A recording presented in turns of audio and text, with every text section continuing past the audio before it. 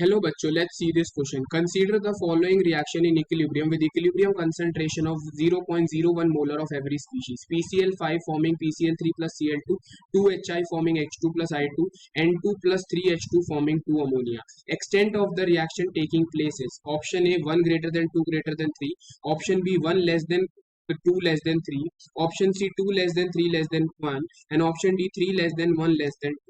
अब इस क्वेश्चन को समझने के लिए सबसे पहले हमें कुछ इंपॉर्टेंट की कॉन्सेप्ट्स के ऊपर हमारा ध्यान देना। हमारा जो इक्विलिब्रियम कांस्टेंट होता है that is nothing but it is the ratio, it is given by equilibrium constant जो होता है वो हमारे पास होता है, it is given by the term Kc। And Kc क्या होता है? अगर सपोज कोई रिएक्शन है AA plus BB forming CC plus DD. This reaction is at equilibrium. So the equilibrium constant Kc, it is equal to the concentration of the product raised to their stoichiometric power divided by the concentration of the reactant raised to their stoichiometric power. ठीक है जी, तो ये हमारे पास किसके equal हो जाता है?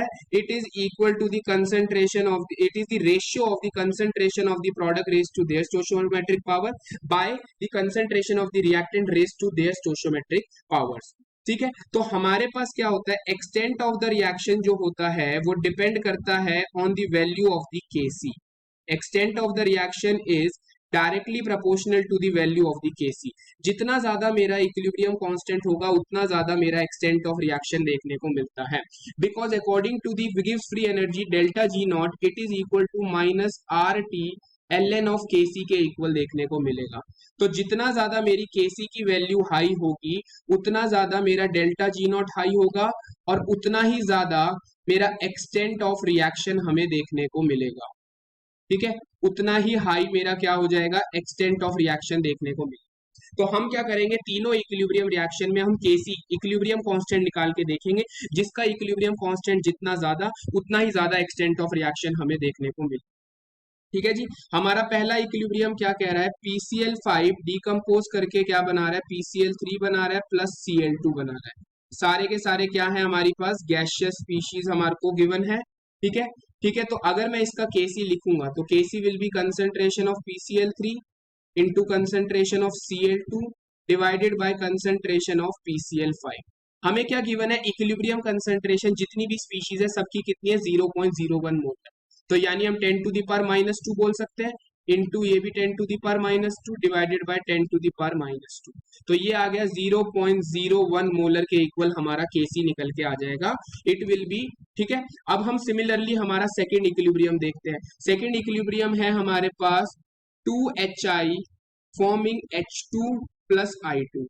तो इसका Kc क्या हो जाएगा? It will be concentration of H2 into concentration of I2 divided by the concentration of HI का स्क्वायर। इसकी वैल्यू कितनी है? 10 to the power -2, 10 to the power -2 divided by 10 to the power -2 raise to the power 2। तो ये क्या निकल के आएगा? हमारे पास 1 के इक्वल निकल के आएगा। सिमिलरली अब मैं तीसरा इक्विलिब्रियम देखता हूं, N2 plus 3H2 forming 2 ammonia. N2 plus 3H2 forming 2 ammonia. तो इसका इक्विलिब्रियम कांस्टेंट हो जाएगा अमोनिया की कंसंट्रेशन का स्क्वायर डिवाइडेड बाय N2 की कंसंट्रेशन इनटू H2 की concentration raise to the power 3। ये आएगा 10 to the power -2 raise to the power 2 divided by 10 to the power -2 10 to the power -2 raise to the power 3। ये आएगा ऊपर 10 to the power -4 -2 into 10 to the power -6 के equal. ठीक है, तो ये हमारे पास नेट सॉल्व हो क्या आएगा? 10 टू द पावर 4 और इसकी यूनिट क्या हो जाएगी हमारे पास? मोल रेज टू द पावर -2 के इक्वल हमारे पास हो जाएगी। ठीक है, तो सबसे ज्यादा हमारे पास किसका Kc ज्यादा है? इक्विलिब्रियम थर्ड का Kc ज्यादा है, तो उसका एक्सटेंट ऑफ रिएक्शन सबसे ज्यादा हो जाएगा।